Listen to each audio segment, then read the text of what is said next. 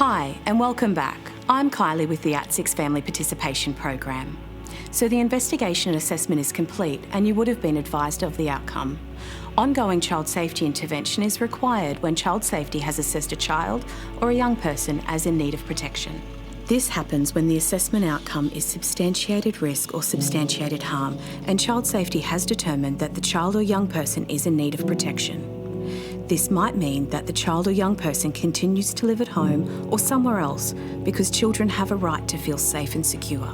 After an investigation and assessment, there are some occasions where child safety will stay involved with your family. This happens when there are significant worries about safety. This is called ongoing intervention. The most commonly used forms of ongoing intervention are intervention with parental agreement, commonly known as an IPA. This is voluntary and means that child safety will work with you and your family in your home and your children remain in your care. If an IPA isn't suitable, then child safety might feel that a child protection order is necessary. The most commonly used child protection orders are a protection supervision order, which is not voluntary, but you must follow some rules to make sure your children are safe while they stay at home with you. The last type of child protection order is where child safety have custody or guardianship of your child, which means that your children need to stay with someone else who child safety say are safe, while you work on the worries so the children can come home. It's important to remember that a protective supervision order and child protection orders are formal, meaning that a judge has to be involved.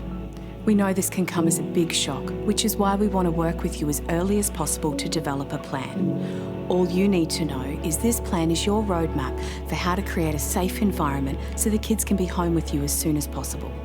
When it is assessed that your children can't stay at home with you, it's always best for kids to remain with family or with someone that your family trusts. If you do have someone in mind to look after the kids, that person will need to be formally assessed as a kinship carer by child safety to make sure they're suitable. As part of this process, they will also need to apply or hold a current blue card. If you don't have someone in mind to look after the kids, they will be placed with foster carers. Foster carers are people that child safety have assessed as able to care for children. In court, a judge will decide if they will give child safety custody or guardianship of your child. There's also the possibility that they might say someone else, for example a kinship carer, can have custody, which means they get to make some decisions too. Custody means child safety gets to make some decisions about your child's daily care needs, like where they live, what they eat, when they go to the GP, or if the child attends school or daycare. Short-term child custody orders can last for up to 2 years. The focus of these orders is to work towards the children coming home. Guardianship means child safety can make decisions that may have significant or long-term impacts on your children. This may include things like surgery, schooling, travel, and who they have contact with. Long-term child guardianship orders means that the kids can stay in care until they are 18, with the focus being about giving your child long-term stability. We here at At6 have been through this process many times before with lots of different families, and we're here to support you in every way we can.